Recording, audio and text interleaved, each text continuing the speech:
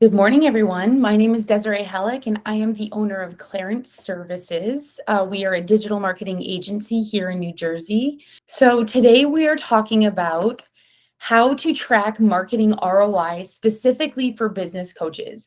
Now, if you are not an executive or a business or a leadership coach, this will still apply to any business. It's just a very simplified way of tracking your KPIs for your marketing campaigns, but definitely business coaches will benefit from this.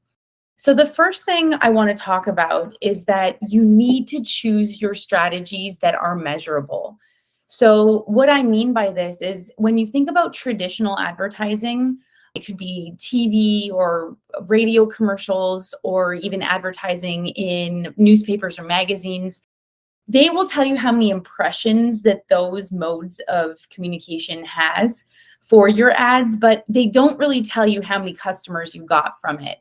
So a way that you can keep track of that is for you to always have a trackable phone number, if a phone number is the way that you want people to get a hold of you if they see your ad, and make sure that trackable phone number is only associated with that ad. So you know everybody calling that number will be coming from that ad. The next thing is a landing page. Make sure you create specific landing pages for all your separate campaigns so you know everybody who fills out the form or lands on that landing page came from that specific campaign.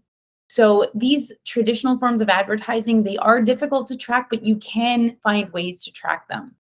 When you're talking about digital marketing, it's much easier to track because for digital marketing, everything is really already done for you on the platforms. Email marketing, for example, you know who's clicking and who's opening your emails. Social media, your website is very trackable. You can dive so deep into the behavior of people on your website and where they're coming from. So make sure you choose strategies that are measurable. So an overview of what we'll talk about today is what is return on investment and why is it important? We'll talk about KPIs and how you keep track of them on each marketing channel. Very high level, we'll talk about some general KPIs for email marketing, website, and your social media. We'll also talk about what platforms you can use to find these KPIs, and then we'll go over a few example scenarios for you. We know that for executive and business coaches, you have different revenue streams coming in. Not all of you are doing the same thing, and some of you are doing multiple things with different revenue streams. Some of you have mastermind and group sessions that you're running. Some of you are doing executive coaching actually on site with the business you're working with and integrating with their teams. A lot of you offer one-on-one coaching sessions, and even some of you have online courses that you are teaching. So when you're thinking about marketing for each of these revenue streams, you're using different strategies for marketing. Your target audience is different for each of them. Because your marketing is different from all of these, you're going to have to be tracking different KPIs and understanding how to calculate the ROI for each of them to see which is most lucrative for you. So what is ROI? ROI, we all know, is return on investment, and most of you know this formula. You can look it up on Google, it's easy. But what I want to really go over is the difference between front-end return on investment and total return on investment. So when we're talking about front-end return on investment, think about a coffee shop, for example, where maybe you spent $100 for your cost per acquisition to obtain a new customer to come into your coffee shop. And they spent $6 on a cup of coffee and a donut or something. So your initial concern would be, I just lost $94 because my revenue coming in was only $6, but I spent $100 to find this customer. But in reality, you're not incorporating the fact that this person is going to come back multiple times to get your coffee. Okay, so you have to understand the customer lifetime value. And that is where you will find the total return on investment. And that's what we'll talk about in some scenarios later on in this talk. Now, what are KPIs? Most of us know that key performance indicators are needed in order to track marketing campaigns. It's a way of you measuring success in numbers. So you want to make sure that even though I'm going throughout this presentation, giving you very high level general KPIs, you want to find your own KPIs that will actually relate to your own business specifically. Okay, so definitely add some in there. And as I'm going through them, think of your own that you could be measuring as well. So now we're going to do some general marketing KPIs, and we will talk about how you can actually keep track of them. So conversion rates are the first thing. Now, conversion rates can mean anything, but from a marketing perspective, we're talking about a lead to a customer. And the way you're going to get your conversion rate, which is expressed in a percentage, is you're dividing how many new customers you got from how many leads you had from that campaign. You multiply that by 100 and you get your percentage. Your next thing is your average revenue per transaction. Now, you're going to need to either talk to your accountant, or if you do your accounting and bookkeeping yourself, you can go to your software, maybe it's QuickBooks, for example, and you can look at the history of your transactions, your total history as far back as you can go, and you want to find an average of your revenue or per transaction, okay? And then once you get that dollar amount, you want to find how long your average customer stays with you. Most business or executive coaches, they have monthly retainers that their clients are paying them. Maybe you have an 18-month program, maybe you have a 6-month program. So you want to see the average lifetime of your customer, maybe expressed in years, but then in those years, you want to find how many transactions they actually make in that lifetime. So if it's a year and they pay you monthly, it's going to be 12 monthly payments, right? So this will then bring you to your customer lifetime value, which is expressed in a dollar amount. It's very easy to find. You're going to get that average revenue per transaction. You're going to multiply that by the number of transactions that they make in a lifetime, and that's going to be your total customer lifetime value. The next two things are your cost per lead. So when you're looking at how much a campaign costs you, you want to divide how many leads you got by the dollar amount, and that's going to give you your cost per lead. And then the even more important one is your cost per acquisition. So if you actually gained new customers from your campaigns, your cost per acquisition is going to be the new customers generated divided by the dollar amount. You want to go to Google Spreadsheet or Excel, and you want to create a spreadsheet so that you can keep track of all this. So if you see, I created tabs at the bottom, and these tabs are going to be your separate campaigns. I have them very general here. I have the general KPIs that we're talking about, your overall marketing. You have an email marketing one, a social media tab, and a website tab. And that's because that's what we're going over in this talk. But you could have 20 different campaigns going. So you're going to add each tab for each new campaign to keep track of them properly. Now, when you look at the columns on the right, you're looking at a full year with 4 quarters at the top. Under the quarters, you have your months in each quarter, and under each month, you're having your goals and your actual numbers. Okay, so make sure you're setting goals for the year, and this is perfect timing for 2023 coming up in a couple weeks so that you can get started with this so you can track your campaigns for next year. If you don't want to create this, you can email me after this event and I will send you the template for this so you don't have to recreate this or reinvent the wheel. So that will make everything easier for you. You don't have to snap photos. I will give it to you if you email me later. So let's move on to email marketing. Now, we will go over some KPIs to track for email marketing. We'll talk about how to keep track of that on your spreadsheet, and then we'll go over an example scenario. So first of all, how do you find KPIs for email campaigns? Well, any platform these days that allow you to do email marketing is going to have a reporting and analytics section where you can find all this data. So it could be MailChimp. This that you're looking at is Constant Contact. You might be using HubSpot. You might be using Salesforce, for example.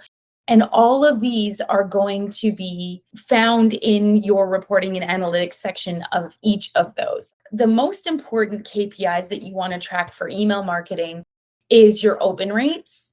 Open rates indicate whether your subject lines were convincing enough for people to open. Okay, if you have low open rates, then you want to improve your subject lines. The next thing is your click rate. So of the people who opened it, how many people actually clicked through, maybe to go to your website or to interact with whichever links you had on your email. So the click rates, if they're low, indicates that you need to improve the content inside your emails, but also you might not have any call to actions. So if your click rate is 0, are you giving them something to do inside your emails? So you want to make sure that you have links to click through, maybe to a video, maybe to sign up for a webinar, or maybe to purchase a package, or to click through to your website to read more about a blog, something like that. So you always want to drive traffic to your website. So open rates are important and click rates are important. Those are the most important thing about email marketing KPIs. The other things are you want to look at your bounce rates and your unsubscribe rates and your spam reports. These numbers you want to be 0. Okay, so those need to be low and open rates and click rates need to be as high as possible. Now you want to go back to your spreadsheet. You want to create an email marketing tab at the bottom, copy everything over from the general marketing tab into the email marketing tab, and change the metrics on the left-hand side to match these KPIs and any other KPIs that you find important for your specific business. Now let's go over an example ROI for email marketing. So let's imagine that you have an email platform that you are spending $40 a month on, okay? And that's a very average spend for a small business using email marketing. You purchased a targeted list of 500 contacts for $1,000, okay? Which is a little bit steep, by the way. It's probably going to be $250 for 500 contacts, but I'm being very conservative with the cost of these campaigns. So the total cost for this campaign is $1,040, okay? So you decided to email a Black Friday deal for 50% off their first month of a mastermind session, okay? So you run monthly mastermind sessions and you're giving them the opportunity to join for 50% off your first month. Now, 2 people signed up from this one email that you sent, and your conversion rates from that, because you sent 500 emails and you got 2 people to sign up, your conversion rates are 0.4%. Now, when you look at your upfront revenue generated from this campaign, you're looking at 2 new customers that are spending 50% off $200, which gives you a total revenue of $200. So your cost per acquisition is going to be $520 because your total costs were $1,040, and you divide that by 2 customers. And so you spent $520 each on these customers, okay? Your front end return on investment, if you subtract your cost from your revenue, you're looking at a negative $840 return. The reason why this is a bust is because you're not taking into consideration that your average customer or client stays for 9 months, giving you 9 transactions, okay? So the lifetime value of that customer, if they're spending $200 a month for 9 months, is going to be actually $1,800. So your revenue actually generated from that campaign, that email marketing campaign where you got 2 new customers, is actually generating you $3,600 because you took into consideration the lifetime value of that customer. So that means if your cost of the campaign is $1,040 and you subtract that from your total revenue, which is $3,600, you're actually positive $2,560, which gives you a total return on investment of 246%. Now it's not looking so bad, right? So your cost per acquisition was $520 per new customer, and your customer lifetime value was $1,800. So you are profiting $1,280 per customer, which gives you a 71% profit margin. So that's pretty good. So when you actually take into consideration the lifetime value of that customer, you're looking at higher margins. So make sure you understand these margins and how much your cost per acquisition should be in order for you to be profitable. So you could look at this $1,800 and think, well, I could probably spend up to $800 for my cost per acquisition, which I'm still going to be profiting a decent amount from. So next, we're going to move on to the website. So some of these website KPIs, again, these are very high level and basic, so you can add many more to your spreadsheet. But for the sake of time, I wanted to just go over very basic ones and tell you how you can collect this information. First of all, Google Analytics needs to be installed on the back end of your site. If you don't have Google Analytics 4, you need to get that ASAP. They are switching over next year in 2023. And right now, if you have Google Analytics 3 on your website, they are not going to be carrying over any data from 3 and bringing it over to 4. They are completely starting from 0. So the sooner you can move over to Google Analytics 4, the sooner you're going to start tracking that history on your website. So make sure you have Google Analytics 4. Even if you already have Google Analytics 3 on your site, you definitely have to switch over. The next thing is Google Search Console. This is where you're going to be tracking impressions and clicks and certain keywords you're ranking for. This is also a free tool. You want to make sure this is also installed on your site, and you do this through the domain. If you purchase your domain at GoDaddy, you would have to go into your DNS settings and add Google Search Console there. And you can talk to your web developer if you don't know how to do that. And then the last thing is for your keywords and more SEO or search engine optimization tools. Ubersuggest is a fantastic free option. You can also pay for it to have more capabilities, but I use Ubersuggest and I absolutely love it. But some of the KPIs you should be tracking are unique visitors. This is every new person that comes to your site. So if I come to your website 10 times in a month, they're only going to count me one time, for example. Now, your pages per visit, you want those to be greater than 1. And the reason is because you want people to come to your website and enjoy the content. If they're only visiting one page and backing out, it means that probably you're not providing the content that your target market is looking for on your website. So you want this to be multiple pages per visit. And it also may mean that you're not linking internally to your website pages. So for example, if you have a blog that is about one of your services, if it's related to your services, you want to link to your services page, which explains your services. Then from your services, you might have a video that's embedded in your site. So you want them to then click on that and watch. Then from that, you might have a downloadable, tips and tricks sheet or something, a PDF that you want them to download, and maybe it's gated. So the point is you want them to come to your website, hang out, and make sure you have a lot of internal links, because the higher the pages per visit, Google is going to realize that, wow, you have really good content on your site, and they're going to rank you higher because of that. The next thing is average engagement time. This goes hand in hand with pages per visit, because your average engagement time, if they have a lot to do on your site, they're going to stay longer. Okay, so make sure these two numbers are as high as possible. The next thing I want to go over is conversions. And now conversions don't happen automatically on Google Analytics. You have to set conversions up on Google Analytics and tell Google to track these conversions.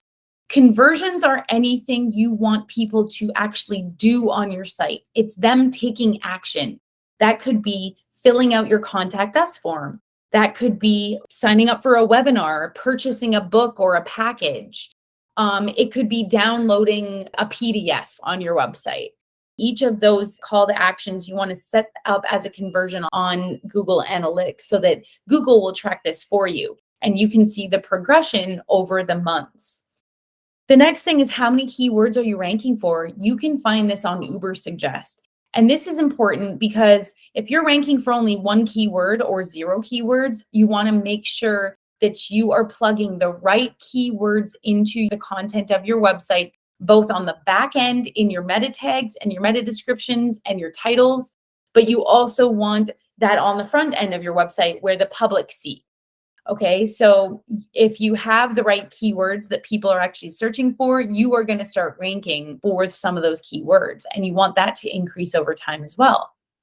We also want you to track impressions. So Google Search Console will tell you if somebody searched for a specific keyword in Google, How many times did your website pop up on the search engine results page? That's the amount of impressions. Now, if somebody clicked on those when they saw those impressions, if they clicked, that's how many clicks you actually are counted for. So obviously, again, the more impressions you get, the more clicks you get. And if you have high average engagement time and high pages per visit, you're going to start ranking higher. So all of this goes hand in hand for your search engine optimization and for your website. So now you want to add this to your spreadsheet. Make sure that you add a website tab on the bottom of your spreadsheet. And then you want to add those KPIs and those metrics on the left-hand side. And make sure, again, if you want to track something different than what I have up there, which is very basic, then add that onto the left-hand side under your metrics column. Let's go over an example return on investment for your website. Okay. So you are building a website this year and it's costing you $3,000 to build a website. This is very realistic because we charge $3,000 to build a 6-page website. You are paying $20 a month for hosting. I think it's a little bit less than that for the websites that we build, but let's just round it to $20 a month. And you decided you wanted a pop-up on your website. So you added a plugin for $5 a month.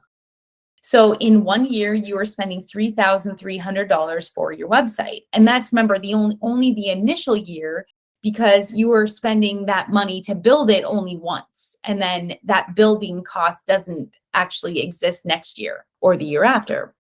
So you are benefiting from this website because your contact us form was filled out 100 times. So now you have contacts times 100 from them giving their information on your contact us form. You have a pop-up banner where people can sign up for your newsletter, and 400 people filled that one out. And then you also have a gated PDF, and gated means that it requires an email address and a name in order for them to download a PDF on your website. Okay, and you got 500 contacts from that. So in total, this year, you got 1,000 total new contacts from your website.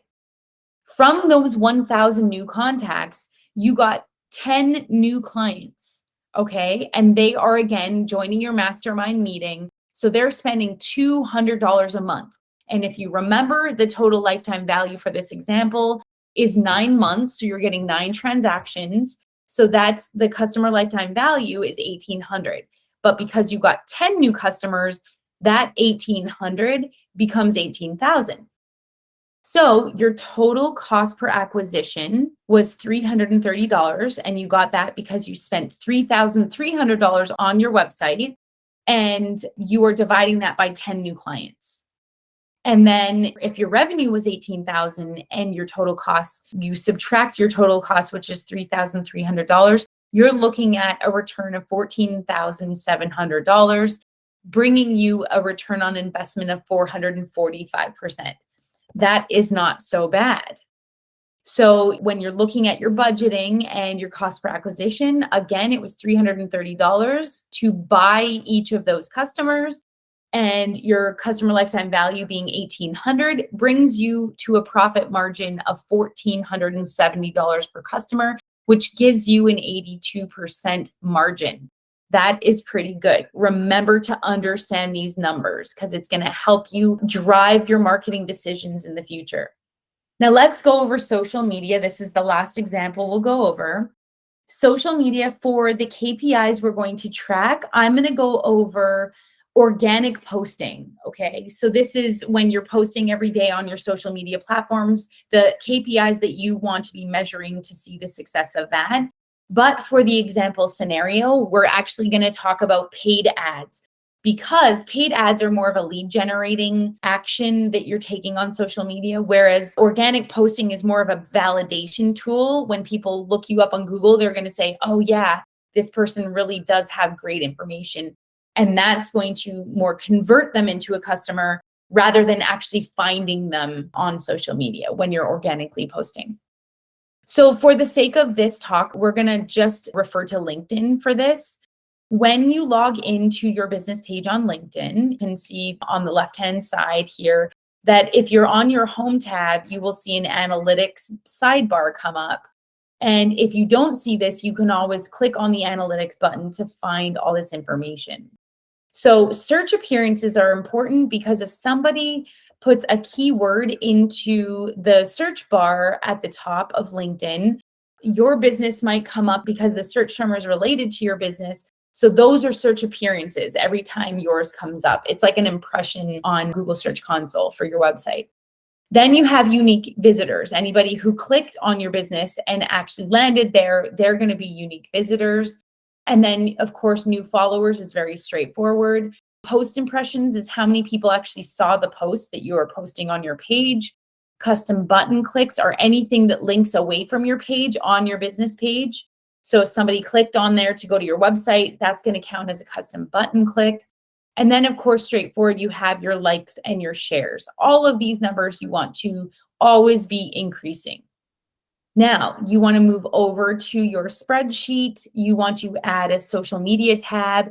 If you have multiple social media platforms, you want to add a LinkedIn tab, a Facebook tab, a Twitter tab, whichever platforms you are on, you want to add a separate tab for those. And then you want to grab your KPIs and you want to add them on the left-hand column. Let's go over an example return on investment scenario for social media ads. So now we're not doing organic posting. Now we're actually paying for you to create some LinkedIn ads. So you decided that your budget for your ad spend was $1,000 and it cost you $500 for ad creation. Okay. So that's graphic design and creating the ads content. So your total cost for this campaign is $1,500. Now, the benefits are that you got 10,000 impressions in front of your target audience for these ads. And of the 10,000, 500 people clicked. Now, your total cost per click is $2 a click. So if you times 500 clicks by $2, you're going to get your $1,000 ad spend. Okay, so that's where we got that number from. Your conversion rate from this, because you got 5 new clients from this campaign, is a 1% conversion rate. And your customer lifetime value is $1,800. Times that by 5 new clients, you're looking at $9,000 in revenue that you generated from your social media ads. Okay. So if you got 5 new clients and your total cost for the campaign was $1,500, your cost per acquisition is going to be $300. Now, when you subtract your cost per the campaign from the total revenue generated, you're looking at a positive $7,500, bringing you a 500% return on investment. Pretty good numbers, right? So your social media ads, when you're looking at budget, you got your cost per acquisition at $300 and your customer lifetime value is $1,800, bringing your profit margin to $1,500, which is an 83% margin. So that's pretty great. And make sure you're always paying attention to these. So the most important thing that you can get out of this presentation is to understand your cost per acquisition for each campaign and understand your total return on investment. So from here, your email campaign gave you it cost you $520 to acquire a new customer, and your total return on investment was 246%. For your website, that gave you a $330 cost per acquisition and a 445% total return on investment. For your social media ads, you were looking at a $300 cost per acquisition and a 500% return on investment. So when you're looking at the 3 of these, you want your cost per acquisition to be as low as possible and your total ROI to be as high as possible. And from these example scenarios, it looks like your social media ads did the best, right? Because this is as low as you can get and your total ROI is the highest out of the 3. Now, remember that these are example scenarios. This is not in reality necessarily, but you need to test each of these campaigns in order to see how they work for your business. So the moral of the story here is that, of course, marketing works. Most of you already know that marketing works, but you want to make sure that you are tracking all of your campaigns with the necessary KPIs. Okay, make them specific to your business. Use all of the general ones that I gave you, but also add in a few that are specific to your company. Calculate ROI whenever you possibly can, okay? Because this is going to help you make smarter marketing decisions in the future. And always, always consider the customer lifetime value, okay? And remember to contact me after this webinar for the actual template so that you don't have to reinvent the wheel. I will email it to you. And our special offer is that anybody who is watching this webinar gets a 50% off discount off their first month of services with us. You can find us at www.clairantservices.com. Clairant, Clairant. So clairantservices.com. If you go to our pricing page, you can see all of our packages in the menu. Thank you so much for joining us on this webinar. Please stay tuned for our next webinars. If you would like to send me an email suggesting a great topic for us to cover in our next webinar, that would be very much appreciated. We want you to be learning something that is relevant to your business rather than us come up with some random topics. I think that it would be really nice if you guys can suggest something. So thank you very much again for joining us, and we'll see you next time.